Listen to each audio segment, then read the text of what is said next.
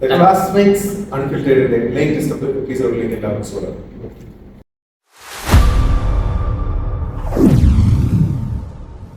ഇന്ന് നമ്മൾ March 28-ന് start ചെയ്ത IPL-ന്റെ 13ാമത്തെ മാച്ചുകളിലേക്ക് എത്തിയിരിക്കുകയാണ്. ഇന്ന് നമ്മൾ വിശകലനം ചെയ്യുന്നത് പോയിന്റ് ടേബിൾ. നമ്മുടെ പോയിന്റ് ടേബിളിൽ ആരാണ് ടോപ്പ്, ആരാണ് ബോട്ടം, കാര്യമില്ല. സോ ആ ലിസ്റ്റ് നമുക്കൊന്ന് വിശകലനം ചെയ്യാം. അതുപോലെ ഇനി വരുന്ന മാച്ചുകളെ കുറിച്ചുള്ള കുറച്ച് ഒബ്സർവേഷനും ഞങ്ങളുടെ തോട്ടും കൂടെ നമുക്കിവിടെ ഷെയർ ചെയ്യാം. നിങ്ങളുടെ തോട്ട്സ് ഉണ്ടെങ്കിൽ കമന്റ് ബോക്സിൽ ഡ്രോപ്പ് ചെയ്യാം. ഇന്ന് നടക്കാനിരുന്നത് രാജസ്ഥാന്റെയും മുംബൈയുടെയും മാച്ചാണ്. അൺഫോർച്ചുനേറ്റ്ലി മഴ കാരണം ഡിലേ വരികയാണ്. ഇന്ന് മാച്ച് നടന്നു കഴിഞ്ഞാൽ പക്ഷെ ഹാർദിക്കിന്റെ ഒരു അഭാവം മുംബൈക്ക് എപ്പോഴും ഈ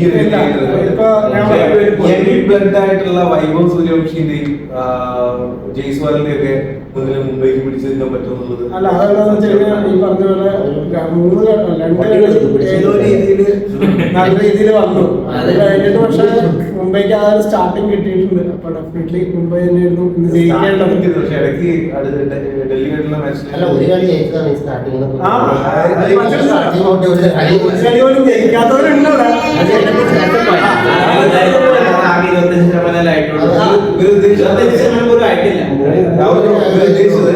ആദ്യത്തെ കളി സ്റ്റാർട്ടിങ് കിട്ടി, പിന്നെ സ്റ്റോപ്പ് ചെയ്യും. അത് കഴിയുമ്പോ ഇനി റീസ്റ്റാർട്ട് ചെയ്യാറുണ്ടോ?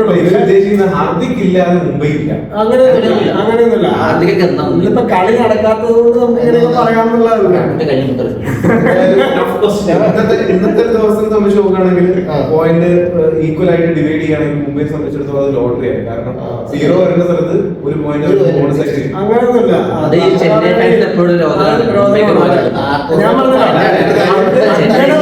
അങ്ങനെ പോലും പോയിന്റ് കിട്ടാത്ത സങ്കടമാണ്.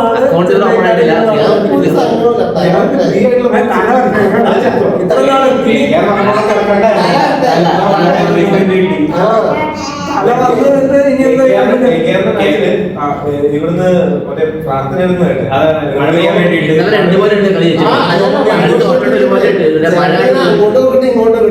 വെല്ലുവിളിച്ചു പോയി പോവാ. ഇന്നലെ ശരിക്കും പറഞ്ഞാൽ കേൾക്കാൻ 2 പോലെ കളി കേൾക്കേണ്ടിയായിരുന്നു. മഴ കാരണം കളി നടന്നില്ല. അവിടെ ഒരുപാട്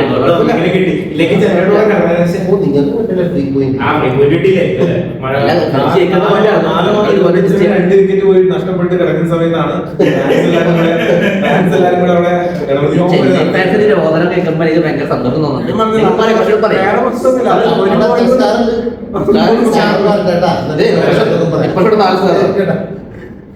സ്റ്റാറൊക്കെ കഴിഞ്ഞ പണ്ടത്തെ മറ്റേ പണ്ട് ആലപ്പുറത്തിന്റെ തടഞ്ഞ ഇപ്പോഴും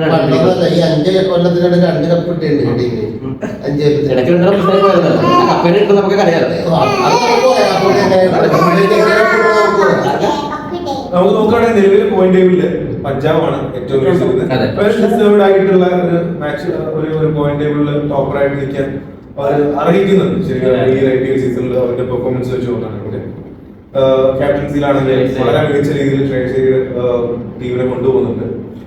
ഇവൻ ക്യാപ്റ്റൻസിന്റെ ആ ഒരു ഭാരമില്ലാതെ ആള് ടീമിനെ തോളിലേക്ക് കൊണ്ടുപോകുകയാണെങ്കിൽ RCB രണ്ടാമത് നിൽക്കുന്ന RCB ആണ്. പക്ഷെ ഏറ്റവും കൂടുതൽ ബാലൻസ്ഡ് ആയിട്ടുള്ള ടീം RCB ആണ്.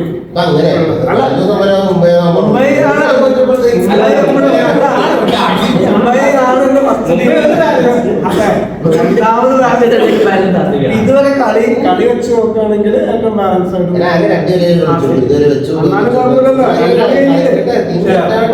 കളി നോക്കുകയാണെങ്കിൽ കഴിഞ്ഞ എനിക്കുള്ള എക്സ്പീരിയൻസ് പറഞ്ഞാല് ഒരു 12ാമത്തെ ഓവറിൽ ഞാനൊന്ന് മെഡിക്കൽ ഷോപ്പിൽ പോയി.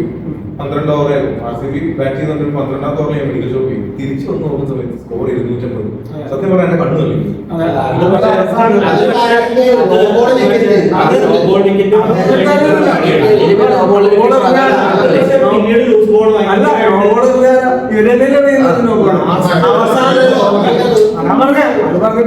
അതിപ്പോ ഞാൻ പറയട്ടെ, മുംബൈ ഓള് കൊടുക്കൂല. അങ്ങനത്തെ പല ചരിത്രമുണ്ട്.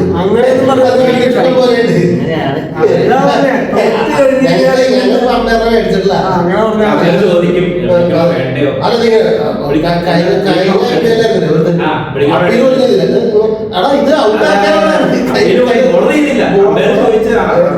ആരടാ നമ്മള് ചെന്നൈ വീണ്ടും ചെന്നൈ ഫാൻസിന്റെ ഒരു ഓർഡർ. അല്ല പക്ഷെ ഈ പറഞ്ഞ 5 ഓവർ ലാസ്റ്റ് 5 ഓവറിൽ 97 അത് ഒരു വലിയ നല്ല രീതിയിൽ തന്നെയാണ് അടിച്ചത്. അല്ലാതെ ആ ഒരു ഒറ്റ വിക്കറ്റിന്റെ കാര്യമില്ല. അത് കഴിഞ്ഞിട്ട് ഇറങ്ങിയ ആള് അടിച്ചത് അതുപോലെ തന്നെ ഒരു വൺ മാൻ ഷോ ആയിരുന്നു.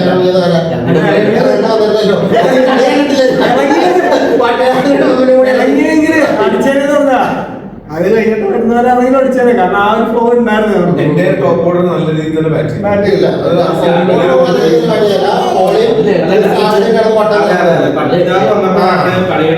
അല്ലല്ല ദേവദത്ത് പടിക്കൽ അടിച്ചല്ലോ.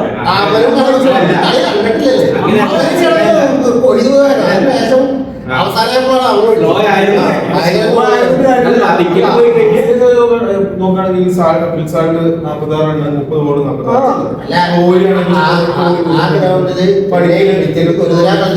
ബോൾ 40 ഇന്ന് കളിച്ചില്ലെന്ന് പറഞ്ഞ കാര്യമുണ്ടോ? ഇന്ന് കളിച്ചില്ല തോറ്റുപോയി. പിന്നെ അത്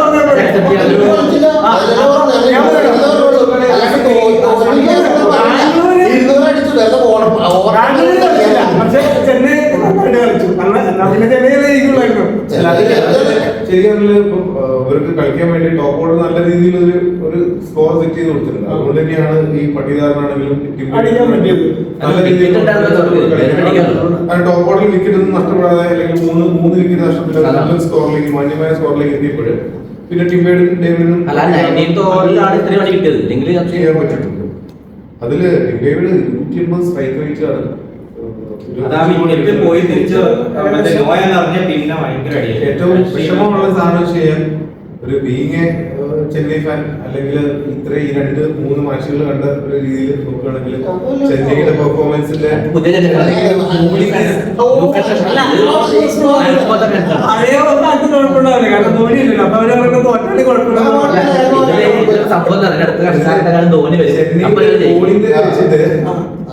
എപ്പോഴും വീക്ക് എന്ന് പറയുന്നത് ചെന്നൈയുടെ ഒരു ബോളിംഗ് നിരയായിരുന്നു. പക്ഷെ ബാറ്റിംഗിൽ ടോപ്പ് ഓർഡർ പഠിച്ചല്ലോ പൈസ കൊടുത്തിട്ട് അപ്പുറത്തോട്ട് അതൊക്കെ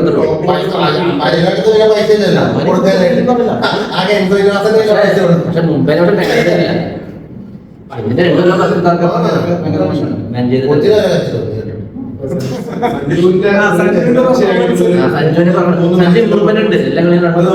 കൊല്ലം ഒരു പരിഗണിക്കുന്നില്ല. ഇതിനു മുന്നേ ഇതുപോലുള്ള പേസ് കടന്നു പോയിട്ടുള്ള ആളാണ് ഋതുരാജ്. ഏതൊരു സമയത്തും ഒരു ഫോം കണ്ടെത്തി കഴിഞ്ഞാൽ ഒറ്റയ്ക്ക് ടീമിനെ വിജയിപ്പിക്കാനുള്ള കാപ്പബിലിറ്റി ഉള്ള ഒരു പ്ലെയർ ആണ് സഞ്ജു. സോ ഇനിയുള്ള വരും കളികൾ നമുക്ക് സഞ്ജുവിന്റെ നല്ലൊരു പെർഫോമൻസ്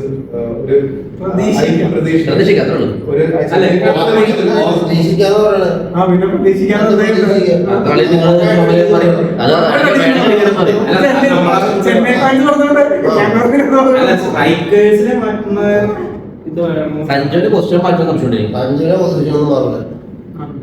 ഋതുരാജും സഞ്ജു ഏകദേശം ഒരേപോലെ അല്ല. രണ്ടുപേരെ ഒരേപോലെ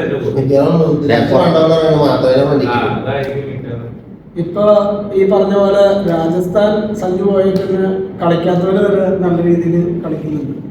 അതുകൊണ്ട് തന്നെ അവരുടെ ഉണ്ടായിരുന്നു. ജുബൈലുണ്ടായിരുന്നു, ദേശ്പാണ്ഡെ ഉണ്ടായിരുന്നു. അവരൊന്നും വലിയ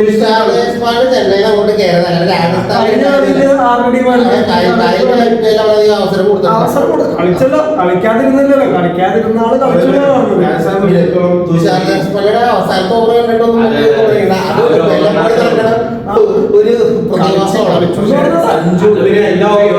അത്രയും കാലം സഞ്ജു ക്യാപ്റ്റൻസിയിൽ നിന്ന സമയത്ത് റിയാൻ പരാഗിന് ഒരു ഓപ്പർച്യൂണിറ്റി കിട്ടിയപ്പോൾ ശരിക്കും നമ്മൾ റിയാൻ പരാഗ് നല്ല രീതിയിൽ തന്നെ രാജസ്ഥാൻ ടീമിൽ കൊണ്ടുവന്നു. ആ ഒരു കോൺഫിഡൻസ് ആണെങ്കിൽ ടീമിനെ മെയിൻറ്റെയിൻ ചെയ്യുന്നതാണെങ്കിൽ നല്ല രീതിയിൽ തന്നെ അത് ഹാൻഡിൽ ചെയ്യുന്നുണ്ട്. അത് കമാൻഡബിൾ ആണ്. പക്ഷേ ചെന്നൈയെ സംബന്ധിച്ചിടത്തോളം നോക്കുകയാണെങ്കിൽ നിരാശയാണ്. പക്ഷേ ഇനി ചോദിച്ചിട്ടില്ല. കാരണം രാജസ്ഥാൻ ഓൾറെഡി സഞ്ജു ഉള്ളപ്പോഴത് ബാലൻസ് ടീം ആയിരുന്നു. റിയാൻ പരാഗിന്റെ കഴിഞ്ഞ വർഷത്തെ ക്യാപ്റ്റൻ ഉണ്ടായിരുന്നു. കഴിഞ്ഞ സീസണിൽ അവ പേടിച്ച് മറ്റേ ഈ സീസണിൽ വന്നപ്പോൾ ആള് നല്ല ഈ സീസണിൽ നമ്മുടെ ടീം സെറ്റ് ആണല്ലോ. അവർ ക്യാപ്റ്റൻസി പേടിക്കേണ്ട ആവശ്യമില്ലല്ലോ. ക്യാപ്റ്റൻസി കിട്ടിയത് ഓൾറെഡി മെച്ചുവേർഡ് ആയിട്ട് വന്നു. സഞ്ജുവിന്റെ ടീം ഫോമിൽ ആയതുകൊണ്ടാണ് 2-3 കളി ഫ്രീ കിട്ടി ഒരു പോയിന്റ് ഉള്ളൂ. അത്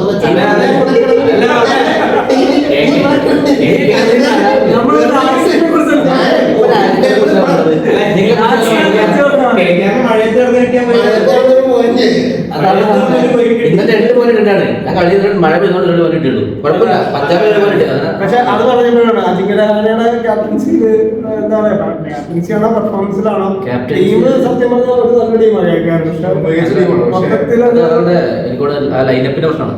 ഞങ്ങളിപ്പം നരേനൊക്കെ ഇപ്പം ചാൻസ് കിട്ടുന്നത് കുറെ കഴിഞ്ഞിട്ടാണ് ബാറ്റിംഗ് ഇടുന്നത്.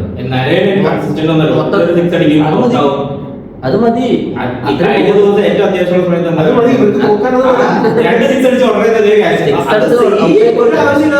സഞ്ജുവും ജയ്ക്കോടൊക്കെ തന്നെ ചെയ്യണത്. 6 അടിച്ച് ഔട്ട് ആവുകയാണത്.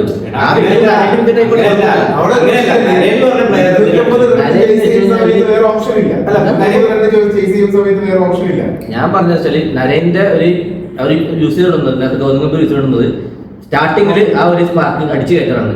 പിന്നെയുള്ള ബാറ്റ്സ്മാൻ അത് വെച്ച് കണ്ടിന്യൂ പൊക്കോളും. പക്ഷെ അതിപ്പം മാറി. അതാണ് അവിടെ ഒരു പ്രശ്നം നടന്നേക്കുന്നത്. കാരണം രഹാനെ കളിക്കുന്നുണ്ടില്ലെന്നല്ല, പക്ഷെ ആ ഒരു സാധനം അവിടെ ആവശ്യമുണ്ട് സ്റ്റാർട്ടിങ്ങിന്റെ. ഇപ്പം ചെന്നൈയുടെ ഇപ്പം എന്താണ്, ഇപ്പൊ 2 പേരും ഔട്ട് ഓഫ് ഫോം ആകുമ്പോഴേക്കും ഒരുമിച്ച് പിന്നെ പോവാ. പിന്നെ വരുന്ന ആൾക്കാർക്ക് നിൽക്കാൻ സമയം കിട്ടുന്നില്ല അവിടെ.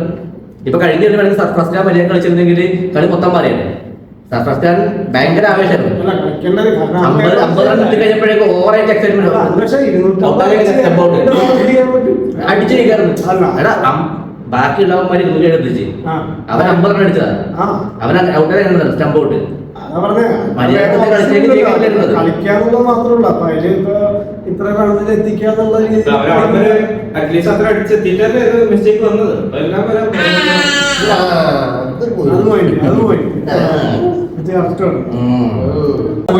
മൂന്നാം സ്ഥാനത്ത് നിൽക്കുന്ന രാജസ്ഥാൻ റോയൽസ് ആണ്. 4 പോയിന്റ് 2 കളിയിൽ 2 മാച്ച് ജയിച്ചു. ചെന്നൈയിനോടും ഗുജറാത്തിനോടും ജയിച്ചു. 4 പോയിന്റ് നേടി മൂന്നാം സ്ഥാനത്തുണ്ട്. അതിനെ കുറിച്ച് എന്താണ് രാജസ്ഥാൻ ഇപ്പം കളിച്ച് ജയിച്ചോണ്ടിരിക്കാൻ പ്രശ്നമില്ല. ഒരാൾ തോറ്റ് കഴിയുമ്പോൾ തിരിച്ചു വരുമ്പോഴാണ് അറിയേണ്ടത്. അതാണ്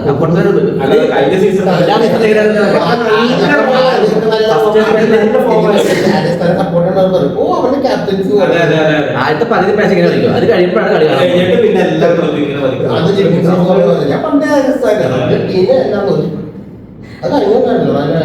അല്ല. അപ്പോഴാണ് ശരിക്കും പറഞ്ഞാൽ പരാഗിന്റെ ക്യാപ്റ്റൻസിയൊക്കെ അറിയാൻ പോകുന്നത്. ജയിച്ചോണ്ടിരിക്കുമ്പോൾ കുറെ ജയിച്ചു വന്നത്, കുറെ ഫസ്റ്റ് ആയിരുന്നു ആദ്യം എപ്പോഴും. നാലാം സ്ഥാനത്ത് വരുന്നത് ഡൽഹി ക്യാപിറ്റൽസ് ആണ്. ഡൽഹി ക്യാപിറ്റൽസും 2 മാച്ചില് 4 പോയിന്റ് നേടി. 2 മാച്ചിൽ ജയിച്ചു 4 പോയിന്റ്.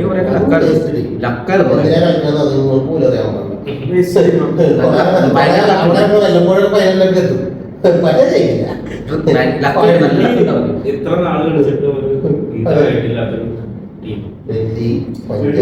ടീമിലോട്ടൊന്നും അവർക്ക് ഗെയിംസ് അടിച്ചിട്ടില്ല.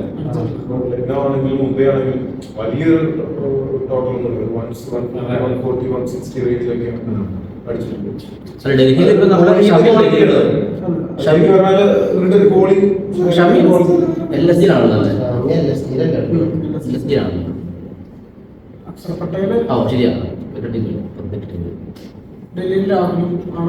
രാഹുൽ പക്ഷെ ഫോമായില്ല.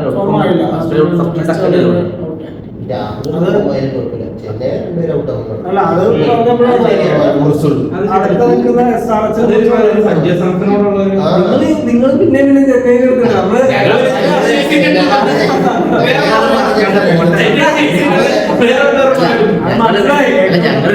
ഞങ്ങള് പറഞ്ഞ വിഷമിപ്പിക്കാൻ അതെന്താ വീണ്ടും വീണ്ടും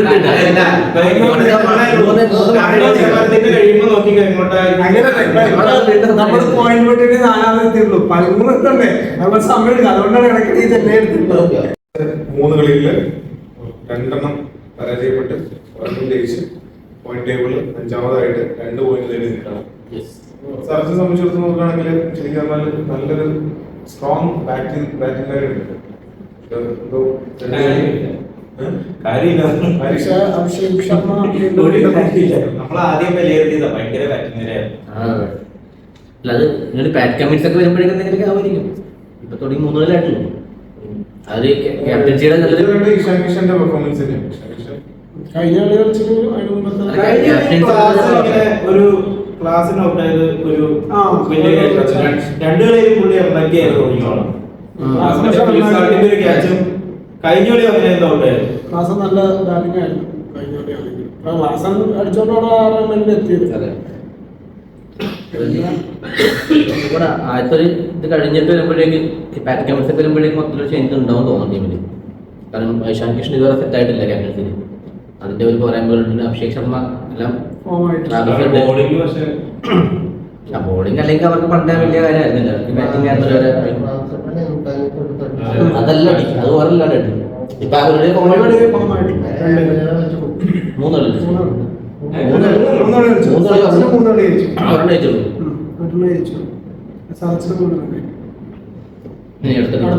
മുംബൈ മുംബൈ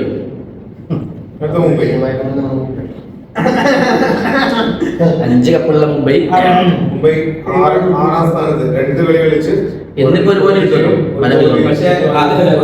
പക്ഷേ ഇത്രയും നല്ല ടീമാ, വൻ സെറ്റ് ടീമാണ്. അതല്ല, ഇത്രയും വൻ സെറ്റ് ടീമായിട്ട് മുമ്പേ കളിക്കുന്ന രീതി പക്ഷെ അതിനുള്ളതുണ്ടോ? സ്വന്തം ടീമിലും 100 ക്യാപ്റ്റൻ.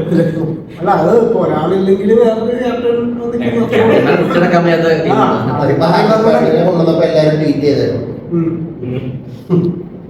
രോഹിത് ശർമ്മ നമുക്ക് ശരിക്കും എടുത്ത് പറയണം.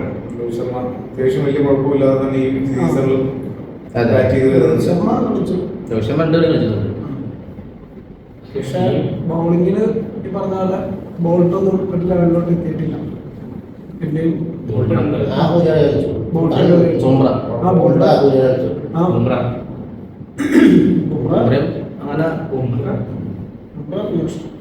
എറിഞ്ഞ് പക്ഷെ അങ്ങനെ കാര്യമായിട്ട് പറ്റി പറയാൻ പറ്റില്ല. ഇനി സ്വന്തം ടീമിനെ പറ്റി പറയടാ.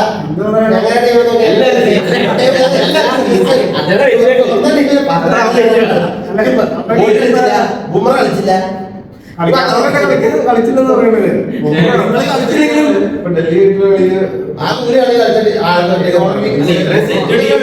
സെറ്റ് ടീമായിട്ട് എന്തായാലും മുംബൈ കുറച്ചും കൂടി നന്നായിട്ട് കളിക്കണ്ടേ. അതിലുള്ള മഴ അതെന്ത് കിട്ടും? എന്ത് കിട്ടുമായിരിക്കും. അതെ ശരിയാ. ടേബിളിൽ 7ാം സ്ഥാനത്ത് ഇരുന്നത് LSG ആണ്. ലൈൻ കട്ട് മതി. അവൻ താഴത്തോട്ട് പോകാൻ തുടങ്ങി. നമുക്ക്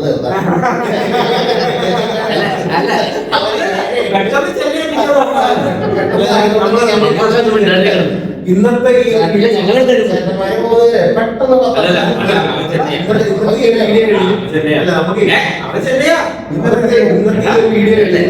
അടുത്ത വീഡിയോ നമ്മൾ ചെയ്യുമ്പോൾ തിരിച്ചറിയും. നമ്മള് ഫസ്റ്റ് ചെന്നൈ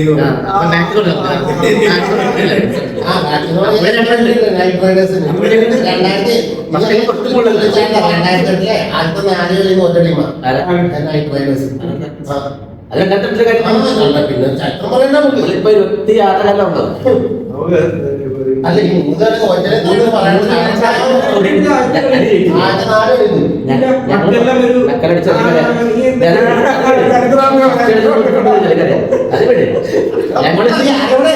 ഞങ്ങള് ചിന്തയെ കുറിച്ച് പറഞ്ഞു തുടങ്ങിയിട്ടില്ല.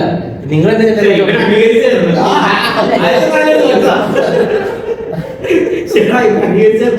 ഞാനത് കുറിച്ചൊന്നും ഉണ്ടായിരുന്നില്ല. ഇതൊരു ടീമിന്റെ ഒരു 3 മാച്ചുകൾ കഴിഞ്ഞപ്പോൾ, അതായത് 13ാമത്തെ മത്സരം കഴിഞ്ഞപ്പോൾ, ടോട്ടൽ 13ാമത്തെ മത്സരം കഴിഞ്ഞപ്പോഴുള്ള ഒരു വിശകലനം മാത്രമാണ്. ഒരു ടീം 10 മാച്ച് കളിക്കുന്ന സമയം കഴിയുമ്പോൾ നമ്മൾ വീണ്ടും ഇതുപോലെ ഒരു വിശകലനം വെക്കും. വിശകലനത്തിൽ നമുക്ക്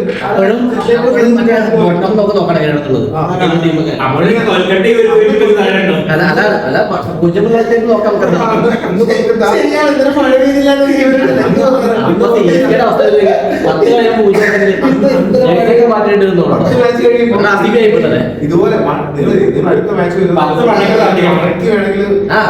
ഞങ്ങൾ പറഞ്ഞിട്ടുണ്ട്. നിങ്ങൾ പ്രവർത്തിച്ചു തലവര പ്രവർത്തിക്കും. തലവരം പറഞ്ഞ തലവരം ഇടക്കിടക്ക് മഴ പെയ്യും. ഞങ്ങൾ മഴ പെയ്തൊക്കെ പോയിട്ടുണ്ട്. നിങ്ങൾ തലവരം പ്രവർത്തിക്കും. ഏപ്രിൽ 14 കാണാം.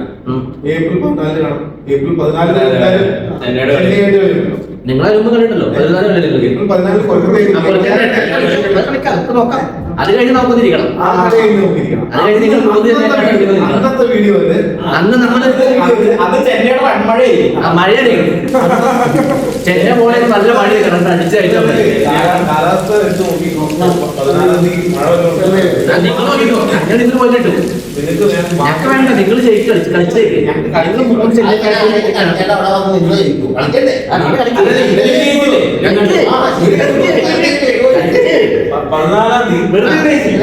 തലയിലിട്ട് മൂടാൻ വേണ്ടി ഒരു മുണ്ടും കൂടെ മഞ്ഞ വാങ്ങിച്ചോ, കൊണ്ട് വാങ്ങിച്ചോ. ആ മഞ്ഞ മഞ്ഞ വാങ്ങിച്ചോ. ഞാൻ പറഞ്ഞു ജേഴ്സി മേടിച്ചാൽ മതി. ഇതെന്തായാലും നിങ്ങൾ ബാംഗ്ലൂർ നിങ്ങൾക്ക് ജേഴ്സി വേറെ മേടിച്ചു. അത് ബാംഗ്ലൂർ പണ്ട് ഇപ്പൊ ബാംഗ്ലൂർ സെക്കൻഡ് ആയതുകൊണ്ട് എനിക്ക് ബാംഗ്ലൂർ ജേഴ്സി തരുന്നത്. അത് ഞങ്ങള് ബാംഗ്ലൂരില് ഞാൻ ചോദിക്കാൻ വേണ്ടിട്ടായിരുന്നു. ഓ ബാംഗ്ലൂർ അതായിരിക്കുമല്ലേ. എന്നിട്ട് കഴിഞ്ഞ കളി ഐക്യദാർഢ്യം എനിക്ക് വേറെ ഏതൊക്കെ ജേഴ്സി അതുകൊണ്ട് മുന്നോട്ട് പോകുന്നു. ആ പോട്ടെ. നമ്മൾ ലക്നൗ കുറിച്ച് 11-ാം തീയതി കളിയുണ്ട്. ശരിക്കും 14-ാം തീയതി ചെന്നൈ അല്ലാതെ ടോപ്പിക് ഇല്ല. എല്ലാ വർഷം ടോപ്പ് ചെന്നൈയാണ്. അപ്പൊ ചെന്നൈ മുംബൈ എടുക്കും. അപ്പൊ എന്താണെന്നറിയോ, ചെന്നൈ പബ്ലിസിറ്റി വേണം എല്ലാത്തിനും ഫസ്റ്റ് ആണ്. അതായത് അവന്റെ ഒരു മെന്റാലിറ്റി വെച്ച് കഴിഞ്ഞാല് ഇത്രയും നാള് എല്ലാത്തിനും ഫസ്റ്റ് ആണ് അവർക്ക്. അത് അവരെ കുറിച്ച് അവർ ജയിച്ചാലും തോറ്റില്ല, അവർക്ക് സംസാരിക്കാറുള്ളൂ. ഇപ്പൊ ധോനി ഉണ്ടെങ്കിലും ധോനി ഇല്ലെങ്കിലും അതാണ് അവരുടെ മെന്റാലിറ്റി.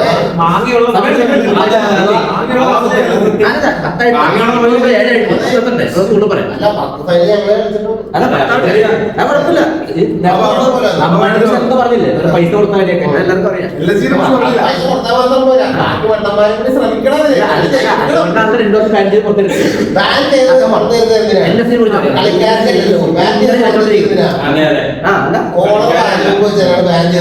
അതങ്ങനെ നിങ്ങൾ പലതും പറയും. നിങ്ങളുടെ സന്തോഷങ്ങളും ഇതൊക്കെയാണല്ലോ പറഞ്ഞ് ആസ്വദിക്കുക. അഞ്ച് കപ്പില്ല ഇവിടെ കഞ്ചണം. ഇവിടെ ഒരു 3 അല്ല അതാണ് പറഞ്ഞേ. ഇതില് LSG കുറിച്ച് പറയുകയാണെങ്കിൽ LSG ശരിക്കും പറഞ്ഞാൽ ഏറ്റവും വിഷമമുള്ള കാര്യം പേഴ്സണലി വിഷമമുള്ള ഋഷഭ് പന്ത് ഫോമായി പന്ത് എന്നൊക്കെ പറയാൻ പറ്റും.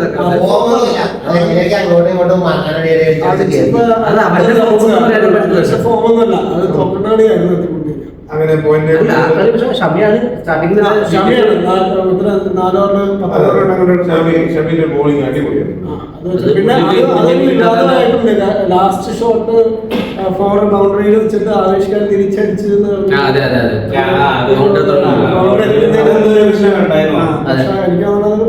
ക്രിക്കറ്റ് മാന്യമാന്റെ കളിയാണ്, അത് കുഴപ്പമില്ല. ഷമിയുടെ ബോളിംഗ് ഉണ്ടല്ലോ 4 ഓവർ. 8ാം സ്ഥാനത്ത് നിൽക്കുന്നത് കൊൽക്കത്തയാണ്. KKR president.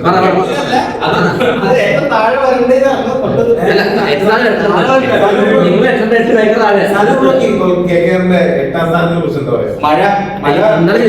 നമ്മള് മെയിൻ പ്ലെയർ മുകളിലേക്ക് പോകണ്ടായിരുന്നു. റൺ റേറ്റ് വെച്ച് കുറച്ച് പോകണ്ടായിരുന്നു. കുഴപ്പമില്ല. 4 ഓവറിൽ 25 റണ്ണിന് 2 വിക്കറ്റ് വരും. ആ അതെന്താ 3.4 ഓവറിൽ അവിടെ 3.4 ഓവറിൽ 25 റണ്ണിന് 2 വിക്കറ്റ്. അതിപ്പോ പ്രത്യേകിച്ച് കാര്യമൊന്നുമില്ല. പോയി കഴിഞ്ഞാൽ വിക്കറ്റ് 100 റണ്ണിലെ ഒതുങ്ങേണ്ട തീരുമാനം. അല്ല അത് നിങ്ങൾ ഇപ്പം ആർട്ടിഫിറ്റ് ഞാൻ പറഞ്ഞല്ലോ 49 വേഗം പറഞ്ഞ ഇഷ്ടം ഇവിടെ. ഞാൻ ആർട്ടിഫിനെ കാണുമ്പോൾ ആർട്ടിഫിൽ പറയാൻ പറ്റുള്ളൂ. ഞാൻ തിരുവല്ല പഠിച്ചോ അത് ഓർത്തില്ലേ? അതെ അല്ല ഇപ്പൊ നമ്മള് 100ന്റെ കാര്യം പറഞ്ഞത് 49 ഞാൻ പറഞ്ഞത്. നിങ്ങൾ ഒതുങ്ങി പോട്ടെ. അറിയല്ലോ മഴ പെയ്ത ഓപ്പൺ ചെയ്ത് മഴ ഞാൻ അങ്ങനെയാണെങ്കിൽ ഇന്നിപ്പം മഴ പെയ്ത് കളിക്കണില്ല. അപ്പൊ ഇന്നെന്തായാലും സ്കോർ ഞാൻ ആരെങ്കിലും അറിയാം. ഒന്ന് സ്കോർ മഴ പെയ്ത് ഒരു പോയിന്റ് നിങ്ങൾ ഇങ്ങനെയാണെങ്കിൽ അതാണ് ആ മഴ പെയ്തിട്ട് കളിയിൽ ജയിച്ച അവസ്ഥ ചോദിക്കാം. ഞാൻ ഇമ്പലം മുഖത്തിൽ തുപ്പിയാലുണ്ട്. മുമ്പിൽ എങ്ങോട്ടും വന്ന് നീ പെട്ടുപോയാൽ നിന്നെ ഞാൻ തുപ്പും. ഞാൻ ജയിച്ചില്ല. മഴ പെയ്ത് കളിക്കാൻ പറ്റില്ല.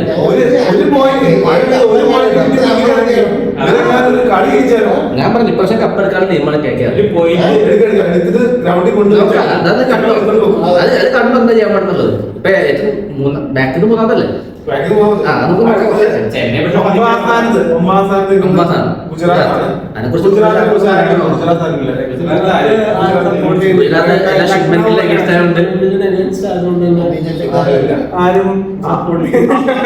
ഇന്നത്തെ വീഡിയോ കഴിഞ്ഞിരിക്കുന്നു.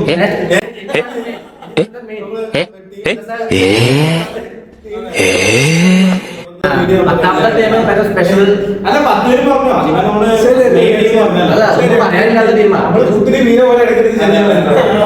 അതാ ശരി, സത്യം പറഞ്ഞാൽ ഒന്നും പറയേണ്ട ആവശ്യമില്ല.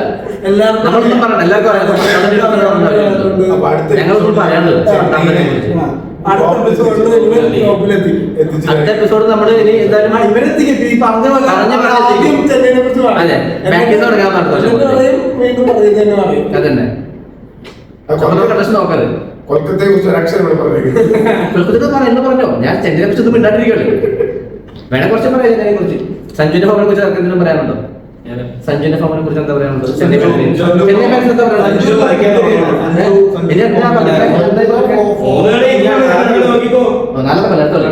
അടുത്തോളം സഞ്ജു ഒന്നും എടുക്കുന്ന പറഞ്ഞ അടുത്തോളം ഡൽഹി ആയിട്ടാണ്. അടുത്തോളം ഡൽഹി ആയിട്ടാണ് 11-ാം തീയതി 70% ഇരിക്കുന്ന മുതൽ പറഞ്ഞു. ഞാൻ 50 അടുത്താണ് ഉദ്ദേശിച്ചത്. 70. 11-ാം തീയതി ഡൽഹി ആയിട്ടാണ് കളി. ഡൽഹിനെ അടിച്ച് പാപ്പി. ഓക്കെ. അത് ചെന്നൈ കളി കാണാൻ പോകില്ല ഫാൻസ്. ചെന്നൈ ഫാൻസ് ഞങ്ങൾക്ക് കൊൽക്കത്തയ്ക്കെതിരെ ഒരു കളിയുണ്ടല്ലോ അല്ലേ? അതുണ്ട്. ചെന്നൈ പോയിട്ട് വന്നു 14 നമ്മളൊരു വീഡിയോ അന്ന് നമ്മുടെ പേര് അല്ല അനൂപ് പറഞ്ഞത്. അപ്പൊ ഞാൻ ചോദിക്കട്ടെ, നീ കൊറേ യാത്ര അല്ല 14-ാം തീയതി കളി. 14-ാം തീയതി നമുക്ക് ഇതുപോലെ വരയ്ക്കാൻ പറ്റില്ല. 15-ാം തീയതി പക്ഷെ എല്ലാരും വരണം കേട്ടോ. വരണം കേട്ടോ. വിഷുവാ ഞാനുണ്ടാവില്ല. ശരിയാ. അപ്പൊ 14-ാം തീയതി ചെന്നൈ മറ്റേ ചെന്നൈ പടക്കം കൊട്ടാൻ പോണേ. മറ്റേ മാലപ്പടക്കം പോലെ ചെന്നൈ പൊട്ടി. ചെന്നൈ മറ്റേ നമ്മൾക്ക് സംശയമുണ്ട്. അവരുടെ ഇപ്പത്തെ ഫോം വെച്ചിട്ട് ചിലപ്പോ മറ്റേ 49 ബ്രേക്ക് ചെയ്യുന്നു. ജേഴ്സി മേടിച്ചേരാ. നീ ഇപ്പൊ എപ്പോഴും 1000 പ്രാവശ്യം ചെന്നൈ എന്നുള്ള പേര് നിങ്ങൾക്ക് ഈ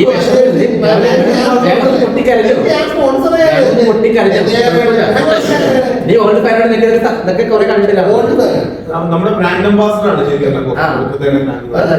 നിങ്ങളെല്ലാം എന്നെ കുറിച്ച് പറയുന്നില്ലല്ലോ. എനിക്കാണ് സന്തോഷം മാത്രമേ ഉള്ളൂ. അവന് ആരോഗ്യമില്ല. അപ്പൊ അടിക്കും.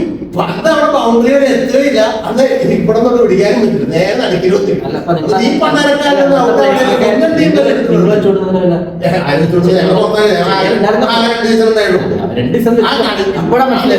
സീസണൊക്കെ കളിച്ചിട്ടുണ്ട് പുള്ളി. അവിടെ ഇരിക്കുമ്പോ കളിക്കും, ഇവിടെ കളിക്കത്തില്ല. സഞ്ജുവിനെ കണ്ടിട്ട് ചെന്നൈക്ക് പോയ ആൾക്കാരുണ്ടല്ലോ, അവരുടെ കണ്ടൊക്കെ നടന്നിരിക്കുക. എന്നിട്ട് എന്താ ഇറങ്ങി കണ്ടുകൊണ്ടിരുന്നത്?